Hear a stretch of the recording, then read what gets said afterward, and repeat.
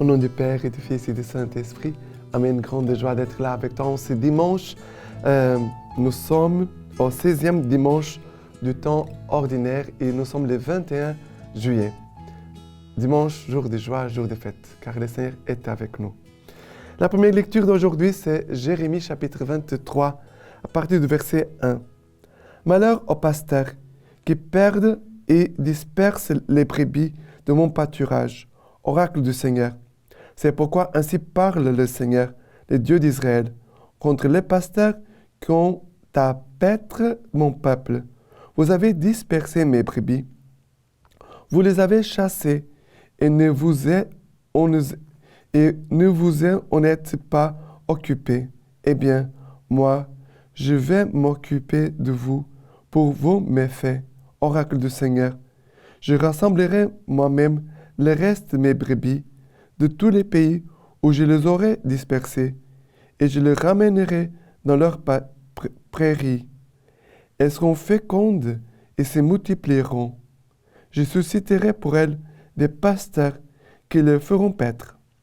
Elles n'auront plus crainte ni terreur. Aucune ne se perdra. Oracle du Seigneur.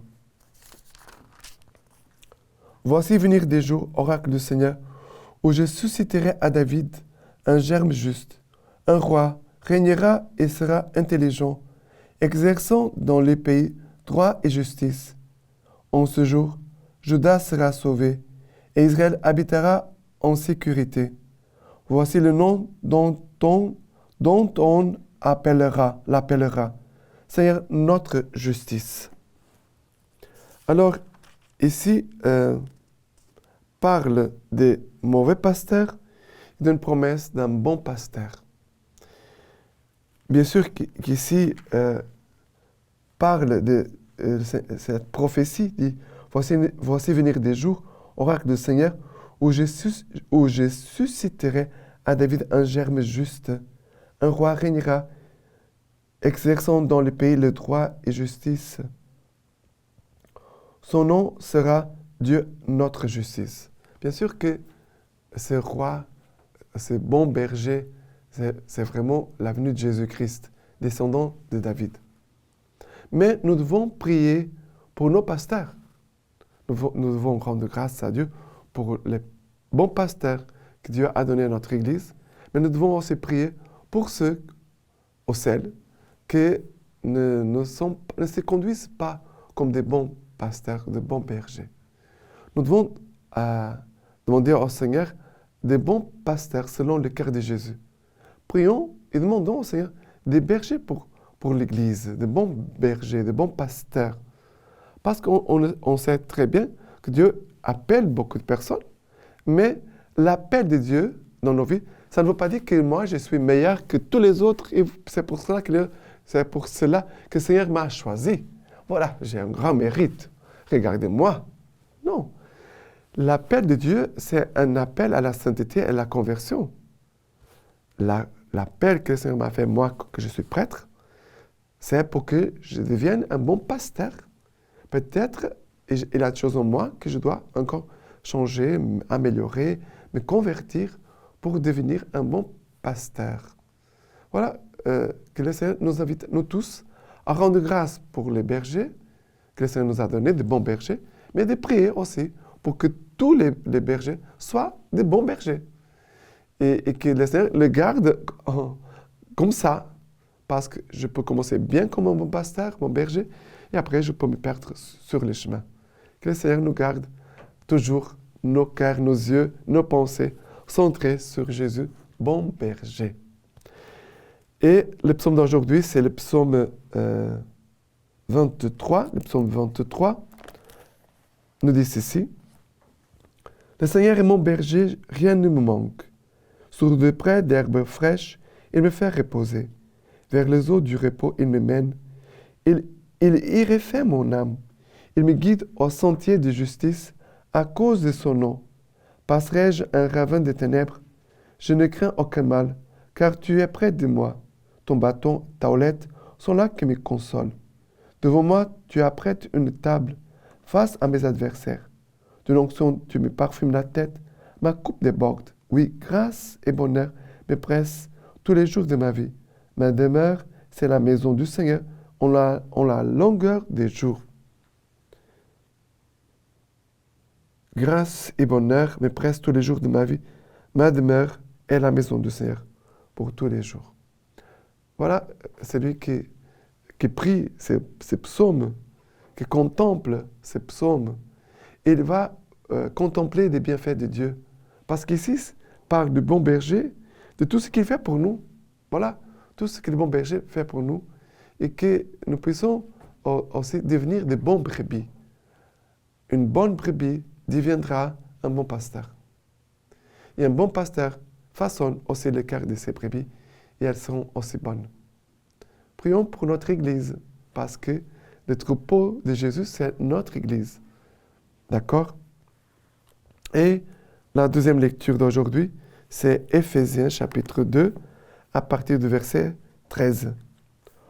Or voici qu'à présent dans le Christ Jésus, vous qui jadis étiez loin, vous êtes devenus proches grâce au sang du Christ. Car c'est lui qui est notre paix, lui qui des deux réalités n'a fait qu'une, détruisant la barrière qui les séparait, supprimant en sa chair la haine. Cette loi des préceptes avec ses ordonnances, pour créer en sa personne les deux en un seul homme nouveau, faire la paix et les réconcilier avec Dieu, tous deux en un seul corps. Par la croix, en sa personne, il a tué la haine. Alors, il est venu proclamer la paix. Paix pour vous qui étiez loin et paix pour ceux qui étaient proches. Par lui, nous avons en effet, les deux, en un seul esprit, libre accès auprès du Père. Alors, ici, on dirait cette parole, elle parle beaucoup de paix. Voilà. C'est lui notre Père, Jésus-Christ. Il veut faire la paix, il veut nous réconcilier avec Dieu, nous tous. Mais ici, parle que par la croix, en sa personne, il a tué la haine. S'il a la paix, c'est parce il y a la haine qui a été tuée, qui a été détruite par la croix de Jésus-Christ. Jésus, le bon berger, a détruit les murs qui nous séparaient, a détruit la haine qui nous séparait et qui nous a fait proches les uns des autres par le sang du Christ. Et si ce passage, il est centré sur le sacrifice du Christ, sur la passion de Jésus-Christ, qui nous a apporté la paix, qui nous a réconciliés avec Dieu, qui nous a réconciliés les uns avec les autres, qui a fait de nous un seul peuple, un seul troupeau pour la gloire de Dieu. Voilà, nous devons contempler les mystères de l'amour de Jésus-Christ pour nous, le mystère de la croix qui nous a sauvés et qui nous a donné la paix et l'unité, la réconciliation entre nous. Un beau berger garde l'unité, la paix entre ses brebis, dans son troupeau. D'accord? Et maintenant, l'évangile d'aujourd'hui, c'est Marc, chapitre 6, à partir du verset 30. Les apôtres se réunissent auprès de Jésus et ils lui rapportèrent tout ce qu'ils avaient fait et tout ce qu'ils avaient enseigné. Il leur dit, « Venez vous-même à l'écart, dans un lieu désert, reposez-vous un peu. » De fait, les arrivants et les partants étaient si nombreux que les apôtres n'avaient